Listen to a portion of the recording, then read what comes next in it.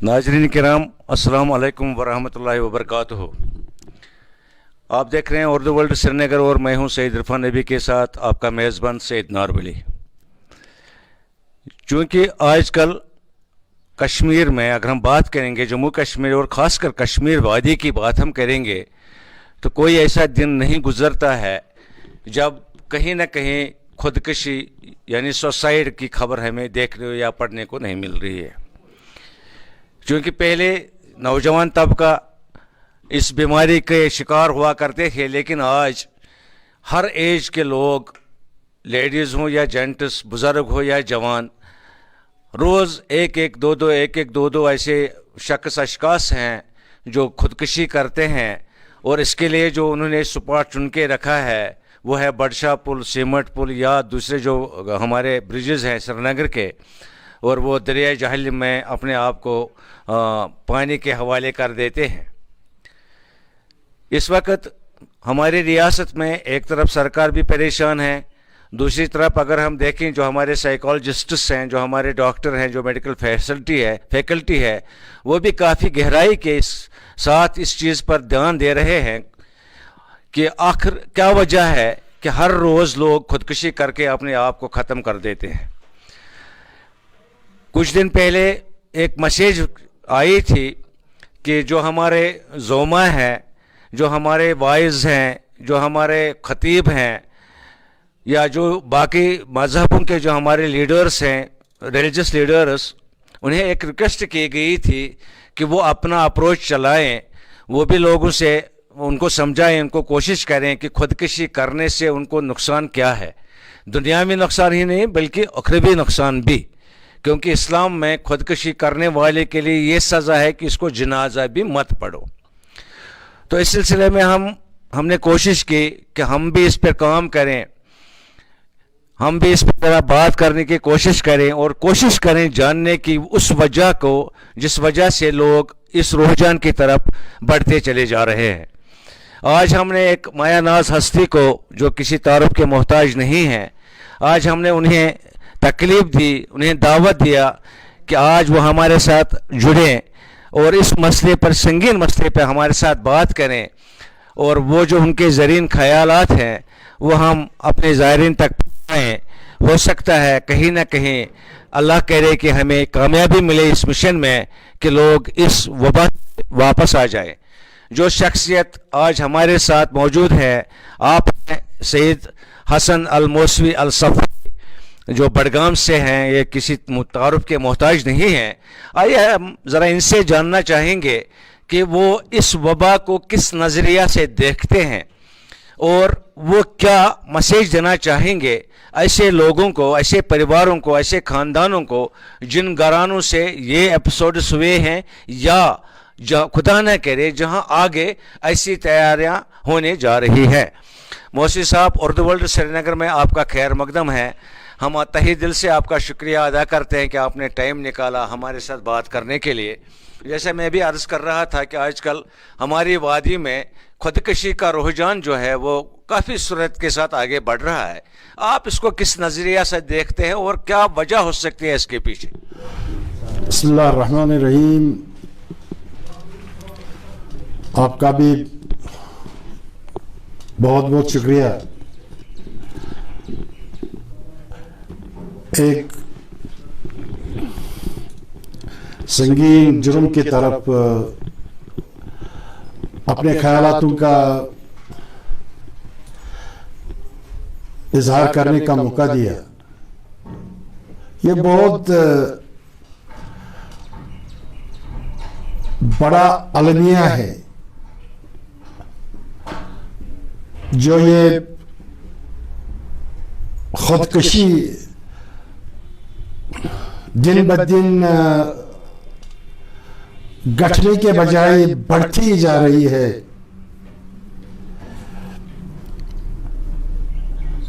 ये बहुत ही अफसोसनाक बात है।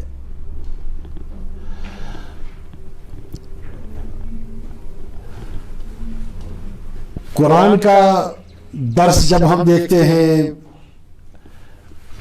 या बाकी मकतब फिक्र جو اس سلسلے میں ایک سوچ رکھتے ہیں، کوئی بھی مکتب فکر اس کی اجازت نہیں، اس کی اجازت نہیں دیتا ہے. اس کو ہر کوئی سنگین جرم تسلیم کرتا ہے، تصور کرتا ہے. اللہ تعالیٰ کا ارشاد گرامی ہے، لا تقنطوا من رحمت اللہ، نا امیدی کفر ہے، نا امیدی کا سوچنا بھی گناہ ہے. کیوں آپ خدا کے امید سے محروم ہو جاتے ہو؟ دیکھیے اللہ تعالیٰ اس فرمان میں ایک انسان کو متوجہ کرتا ہے، آپ ایسے غلط راستے پر نہ چلے، یا آپ یہ سوچیں کہ مجھے ناکامی کے سوا کچھ ملنے والا نہیں ہے. اسے تنبیہ کرتا ہے، اسے دور رہنے کے لیے اللہ تعالیٰ فرماتا ہے. ایک ہی ہے یہ نا امیدی اور جو یہ مایوسی نے کشمیر کو گھیر لیا ہے، اسی کا ایک نتیجہ ہے. روزگار کا مسئلہ لے، تجارت کا مسئلہ لے، بہت سارے وجوہات ہیں. اس کو ان چیزوں سے چھٹکارا ملنے کے لیے اس کو یہی ایک راستہ نظر آتا ہے. اس سلسلے میں میڈیا کے لوگ اور علماء، دانشور حضرات، قلمکار حضرات، ان کو آگے آنا ہے. قلمکار کو قلم سے اس کے خلاف اپنی ذمہ داری کو نبھانا ہے. شعراء حضرات کو اپنے شعر سے اس نا امیدی اور مایوسی کو تبدیل کرنا ہے، امید میں تبدیل کرنا ہے. تبھی جا کر اس کا سدباب ہو سکتا ہے. اگر ہم خاموش بیٹھے ہیں تو یہ سنگین نوعیت اختیار کر سکتا ہے. اس وقت یہ تعداد بہت نہ ہونے کے برابر ہے، مگر ایک بہت چیلنج ہے معاشرے کے لیے. اس پر جلد سے جلد قابو پایا جائے. اس فکر کو اپنے جوانوں میں پنپنے نہیں دی کہ نہیں اب مایوسی کے سوا مجھے کچھ حاصل ہونے والا نہیں ہے. اس سے ہم کو نکالنا ہے. اسی لیے اسلام میں ایسے آداب ہیں، اگر اس پر سختی سے عمل ہو جائے تو مجھے نہیں لگتا ہے کہ ایسی صورت معاشرے میں پیدا ہو سکتی ہے. بیت المال کا کنسپٹ ہے. شریعت میں ہمیں یہ بات زور دے کر بتائی گئی ہے، جو اپنے لیے آپ پسند کرتے ہو وہی دوسروں کے لیے پسند کرو. جو دوسروں کے لیے جو آپ کو کوئی چیز پسند نہیں ہے وہی چیز دوسروں کے لیے بھی ناپسند کرو. دیکھیے یہ بہت بڑی بات ہے. یہی ایک معاشرے میں اس سوچ کو، اس فکر کو جو ائمہ اطہار علیہ السلام کی سیرت میں ہمیں بتایا جا رہا ہے، سیرت نبی صلی اللہ علیہ وآلہ وسلم میں بتایا جا رہا ہے، وہ اس پر زور دینے کی ضرورت ہے، اس کو عام کرنے کی ضرورت ہے. صرف لفظوں سے نہیں، اسی عملی طور اس کو عملانا ہے.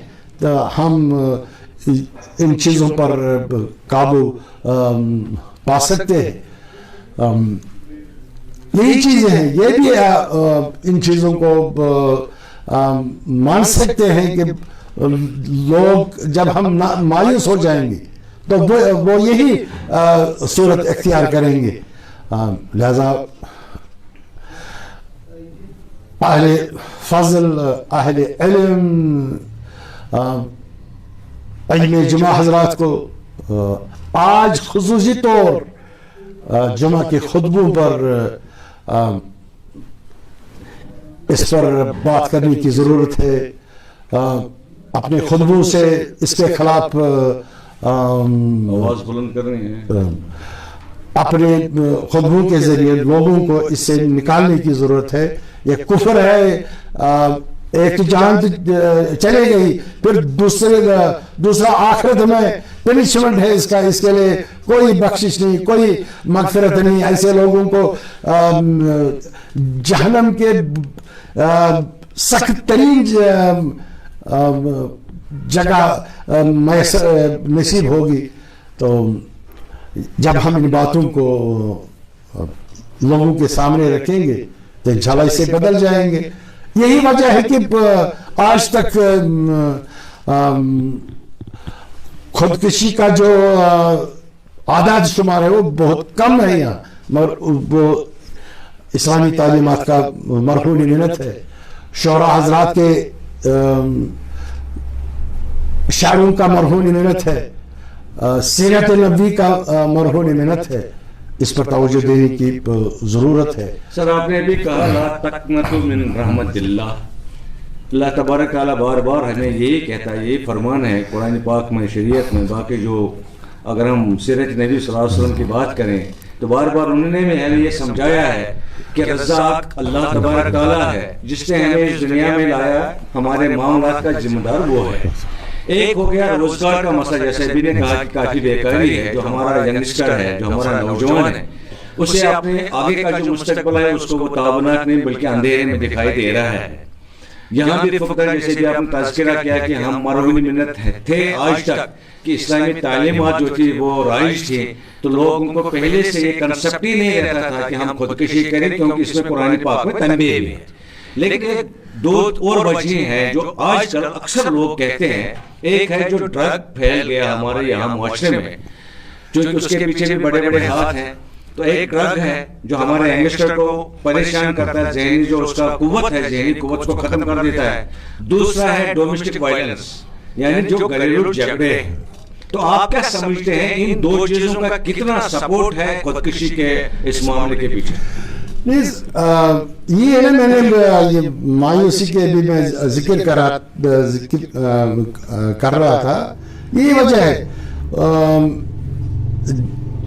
جو اس وقت ماحول ہمارے وادی کا وہ بہت ہی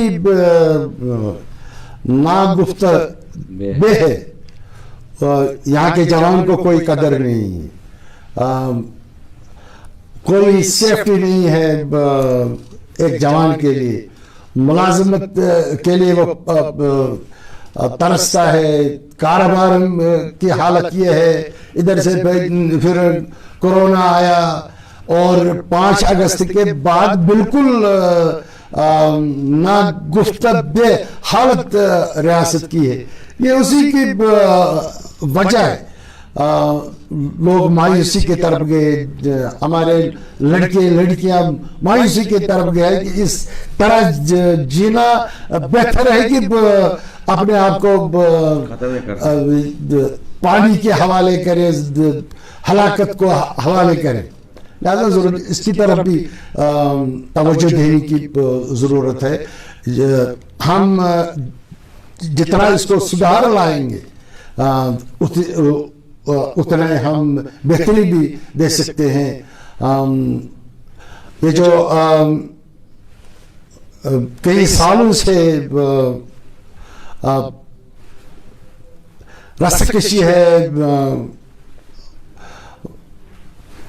یہاں کے حالات کے حوالے سے اس کو بھی وہ بھی ایک وجہ وجہ بھی ہو سکتا ہے، اس کو ایڈریس کرنے کی ضرورت ہے. بہتر ہے کہ اگر اس میں جو برصغیر کے 2 بڑے ملک ہیں نیوکل کے مالک ہیں، اگر وہ آپس میں بیٹھتے، یہ جو نہیں ہم بات نہیں کریں گے، ہم دور رہیں گے، شرط و شرائط رکھیں گے، تو اگر یہ اس میں تبدیلی لاتے مذاکرت کے لیے تیار ہو جاتے، یہ بھی ایک وجہ بنتا، یہ مایوسی کو ہم قابو کر پاتے.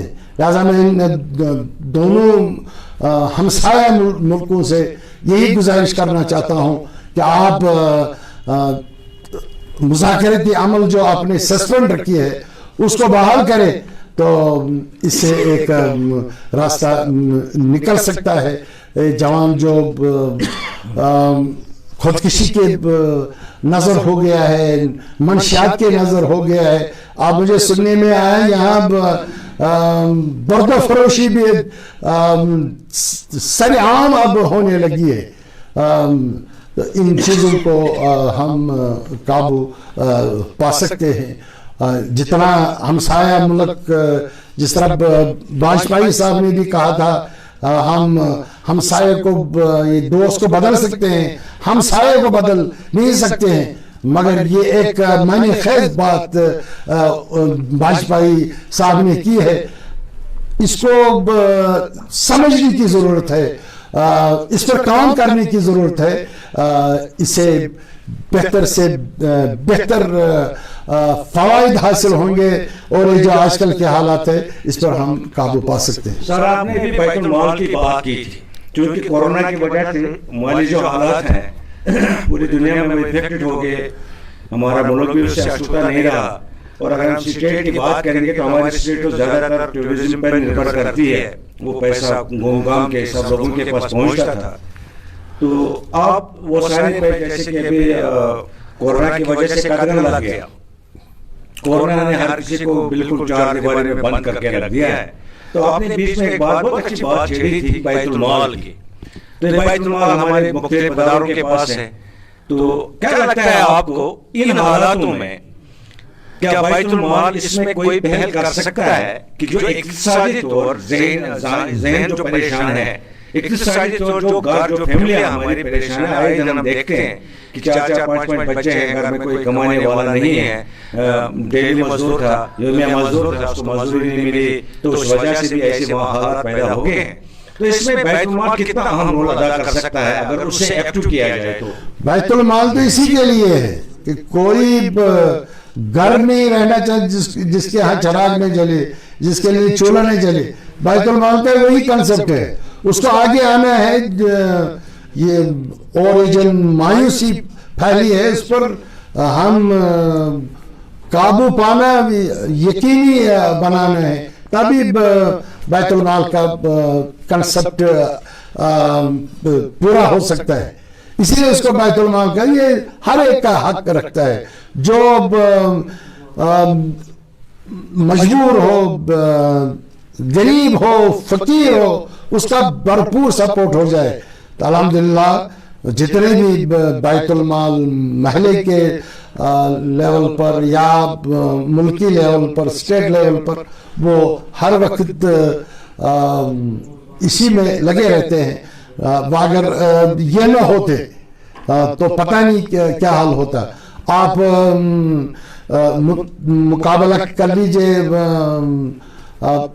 ہندوستان کے ساتھ یا پاکستان کے ساتھ، آپ کو بالکل فرق نظر آئے گی کشمیر کے اور ان کے درمیان. جب بھی یہاں ایسا موقع آتا ہے، ہر کوئی مدد کے لیے آگے آتا ہے.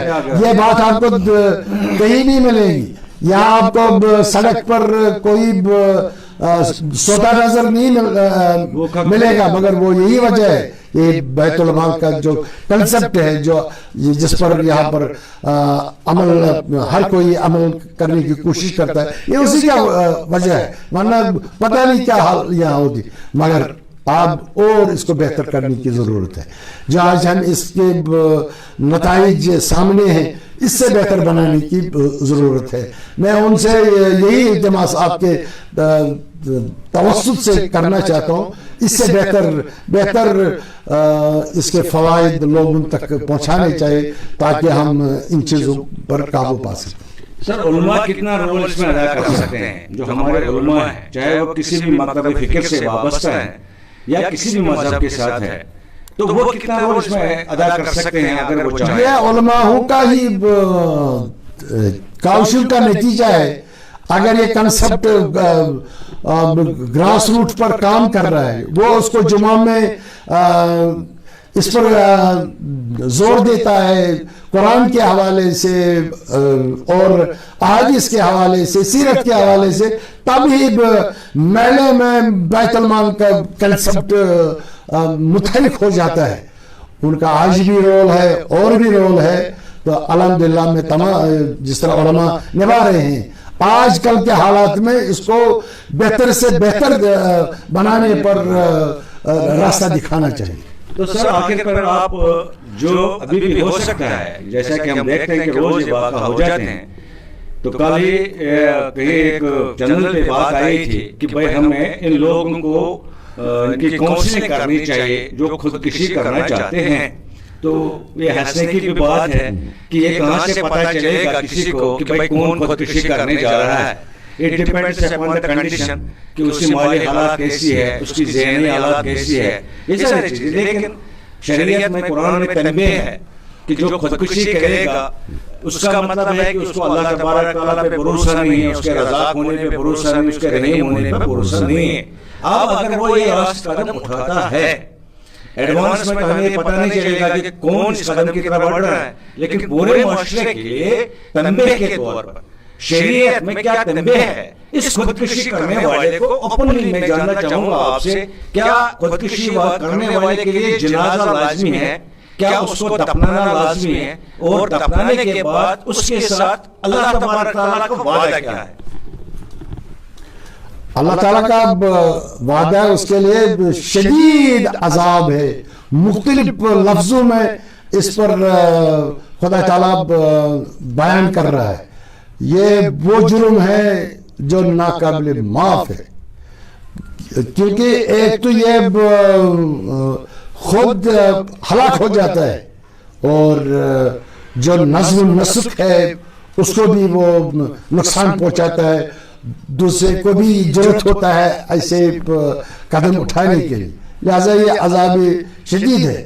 ضرورت یہ بات ہے کہ جس طرح آپ نے بتایا کاؤنسلنگ کا, کاؤنسلنگ ہے ہی امر بالمعروف پر زور دیتا ہے, نیکیوں کرنے پر زور دینا اور غلطیوں سے دور رہنا. اس شرعی ذمہ داری کو زیادہ ہمیں ایکٹو کرنا ہے.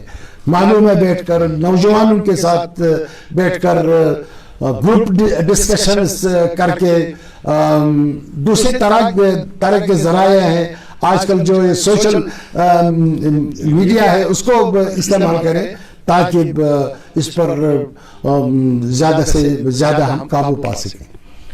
ہر کوئی ریسورس کو یوٹیلائز کر کے اگر ہم کوشش کریں تو ہم اس رجحان کو ختم کر سکتے ہیں.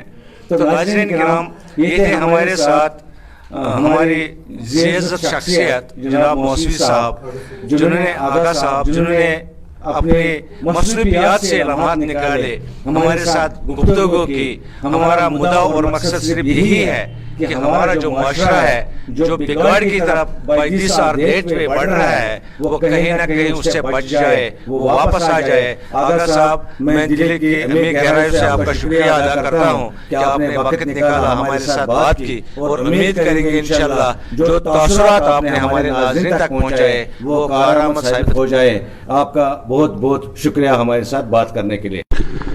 ناظرین کرام, جیسا کہ آپ جانتے ہیں کہ آج ہم جو روز خودکشی کے واقعات رونما ہوتے ہیں, خاص کر ہمارے شہر سری نگر میں جو پل یہاں دریائے جہلم پر بنائے گئے تھے لوگوں کے آرام کے لیے, ٹریفک کی آواجاہی کے لیے, आज लोग उन पर सवार होने से पहले सोचते हैं पता नहीं किस लम्हे कौन सा इंसान दरिया बुर्द अपने आप को करने की तैयारी कर रहा होगा। आखिर वजह क्या है? ये खुदकशी का जो रुझान है ये बढ़ क्यों रहा है, रोज़ बरोज़ में बढ़ावा क्यों हो रहा है?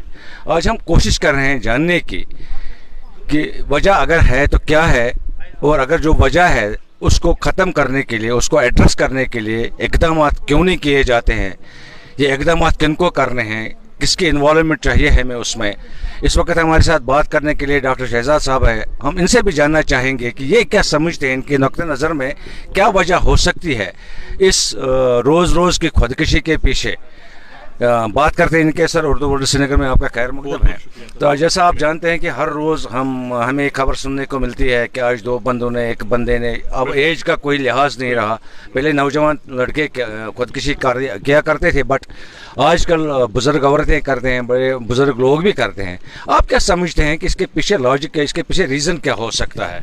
देखिए सर, मैं बताऊं, आपकी ये फाइंडिंग बहुत सही है। हम जिस प्रॉब्लम से इस वक्त दो चार है, वो बहुत सारी प्रॉब्लम्स हो सकती है, लेकिन जो सबसे बड़ी प्रॉब्लम जो है वो खुदकुशी के रुझानात हमारे नौजवानों में ज़्यादा बढ़ रहे हैं। हालांकि आपने सही कहा कि हर एज के ज़ुमरे में जो लोग आते हैं, चाहे वो बुज़ुर्ग हो, बच्चे हो, वो खुदकुशी कर रहे हैं, लेकिन ज़्यादा जो अंसर पाया जाता है नौजवानों में पाया जाता है। हालांकि नौजवान किसी कौम की तामीर और तरक्की के लिए एक बहुत अच्छा रोल अदा कर सकते हैं। और हाँ, बिल्कुल। और अगर ये अलमिया ये है कि नौजवान लोग जो है खुदकुशी करें, तो ये एक मैं कहूँगा इस कौम का जो है बेड़ा पार नहीं हो सकता है। और मसला ये है कि जो रुझान बढ़ रहे हैं, आपका सवाल है कि असल में ये क्यों बढ़ रहे हैं। मैं बताना चाहूँगा कि हर एक समाज का एक सोशल फैब्रिक होता है। ये सोशल फैब्रिक हमारा बहुत सारे सालों से चला आता होता है, जो हमारी रिवायत होती है, रस्में होती है, कस्टम्स होती है, वैल्यूज़ होते हैं, नॉर्म्स होते हैं। लेकिन कभी कभी क्या होता है, इनमें ब्रेक आ जाता है। ये ब्रेक चाहे जदीदत की वजह से हो, मॉडर्नाइजेशन या वेस्टर्नाइजेशन की वजह से हो, या ट्रेडिशन को ब्रेक करने से की वजह से हो, लेकिन ब्रेक हो जाता है। और हमारी सोसाइटी, चूँकि शहरी श्रीनगर की बात हमने की, ये काफ़ी क्लोज निटेड सोसाइटी है। ये एक रिड्यूस्ड सोसाइटी है जहाँ पर हम अपना तस्वुर, जो बानिहाल जो है उसके आगे हम अपना तस्वुर नहीं कर पाते। इतना क्लोज हमारी सोसाइटी है। जब शादी ब्याह होती है, रोज़गार के मौके जो होते हैं, वो हम इसी शहर श्रीनगर में ही, या कश्मीर या जम्मू कश्मीर, यूटी या रियासत कहे आप, उसमें ढूंढने की कोशिश करते हैं। यहाँ पर मसला ये पैदा हो गया है, ये सोसाइटी बहुत ज़्यादा रिड्यूस हो गई। यहाँ सैर व तफरीह के कम मौके हैं, नंबर एक। रिक्रिएशन के कम साधन है। यहाँ पर जो हमारी रिवायत थी, हमारे यहाँ सोसाइटी में जो है बड़ी बड़ी दीवारें हैं, बड़े बड़े मसलक है, बड़े बड़े मैं कहूँगा तफरुकात है। इनकी वजह से नौजवान कहीं पिसा जा रहा है। क्योंकि हमारे यहाँ कहा जाता था पहले कि जो खुदकुशी है ये एक नफ्सियाती अमल है, लेकिन ये बात गलत है। खुदकुशी जो है ये एक समाजी अमल है। समाज में कुछ ऐसी चीज़ें ज़रूर रोनुमा हो जाती है जिससे एक इंसान के दिमाग में कुछ ऐसे खदशात पैदा हो जाते हैं, जिनमें एक खदशा है एनॉर्मी। एनॉर्मी क्यों, मैं आपको समाजत के आईने में बताऊंगा। थोड़ा टेक्निकल बताना चाहूँगा, क्योंकि आपने कहा कि इसके सलबाब, इसके काजेस क्या है, इसको कैसे हम रेक्टिफाई करें। एक एनॉर्मी का जो मतलब है वो है कि जब एक नौजवान को या एक किसी मुअम्मर शख्स को या किसी बच्चे को ये लगता है कि समाज में मेरे लिए कुछ नहीं, वो मायूस होता है, डिसअपॉइंट हो जाता है, डिजेक्ट होता है, उसको हर तरफ से मायूसी ही मायूसी नज़र आती है। उसको लग रहा है कि जो मेरे लोग हैं, जिनको मुझे सहायता देनी चाहिए थी, वो मुझे सहायता नहीं दे रहे हैं, तो वो खुदकुशी करता है। तन्हाई सी हाँ, बिल्कुल। दूसरा है रेगुलेशन। जब किसी पर कदगन ज़्यादा हो, किसी पर ज़्यादा ज़्यादती हो, पाबंदियाँ ज़्यादा हो, ये उनसर भी हमारी सोसाइटी में पाया जाता है। देखिए, एक ख़ास वक्फे के लिए हम बाहर रह सकते हैं। हाँ, शाम जो इससे पहले 8, 9, 10, 11, 12 बजे भी लोग जो है सड़कों पे चला करते थे, बागात का रुख करते थे, किसी रिश्तेदार के यहाँ जाते थे। कुछ नामसाइद हालात से 2-3 दहाइयों से ऐसा नहीं हो रहा है। तो ये रेगुलेशन बढ़ रही है। इसकी भी ये भी एक वजह होती है कि खुदकुशी क्यों करते हैं लोग। तीसरी बात जो है वो है फैटलिस्टिक। कुछ ऐसी चीज़ें होती है हमारे समाज में, जो नॉर्म्स जो हमारे थे, रोल्स जो हम करते आ रहे थे, कुछ मतलब मैं कहूँगा सदियों से जो करते आ रहे थे, वो अब होता नहीं है। हमारे यहाँ जो है कोई किसी की तरफ जो है तवज्जो मरकूज नहीं करता अपनी। हमारे यहाँ नेबर को भी एक नेबर का ख्याल नहीं रहता। और जो नौजवान, हाँ एग्जैक्टली, और जो नौजवान आप इस दहाने पे खड़े होते हैं कि उनको एक जॉब चाहिए, उनको एक तालीम चाहिए, उनको समाज में रहने के लिए एक प्लेटफॉर्म चाहिए, उनको एक एनकरेजमेंट चाहिए, उनको मिलती नहीं है। तो उनको अपना, जैसे आपने कहा कि वो बिल्कुल सेग्रीगेट, बिल्कुल कौम से, अपनी समाज से बिल्कुल तन्हा महसूस करते हैं, तो वो खुदकुशी करते हैं। अब इसका जो है स्ट्रेटजी क्या है, اس کو کیسے روکا جائے. میں کہوں گا اس میں دونوں کی ذمہ داری ہے, سول سوسائٹی کی بھی اور گورنمنٹ کی بھی. گورنمنٹ, کیونکہ میں اب یہ بھی کہنا چاہوں گا کہ جو ہماری ریاست ہے کرپشن کافی حد تک پھیل گیا ہے. اس کرپشن کو چیک کرنے کے لیے ہمارے یہاں گورنمنٹ کے سادھن ہیں جو کریں گے. اور دوسری ہمارے یہاں سول سوسائٹی ہے. سول سوسائٹی کے پاس کچھ پروگرامز نہیں ہیں ہمارے پاس جو نوجوان کی کاؤنسلنگ کرے, اس کی حوصلہ افزائی کرے. اور ہمارے پاس جو علماء ہے, ریلیجس لیڈرز ہیں, ان کا بھی بڑا رول بنتا ہے جو مساجد میں اپنے مسئلے کی تصادم سے دور نوجوانوں کو ایک جینے کی امید ان میں جگائے. ہم کہتے ہیں کہ ہم مذہب پہ جان دے سکتے ہیں, لیکن کوئی ایسا کم ہے, بہت کم لوگ ایسے جو مذہب کو جی سکتے ہیں. ہاں, تو ہم کیوں نہیں ان تعلیمات کو اپنی زندگی میں ایک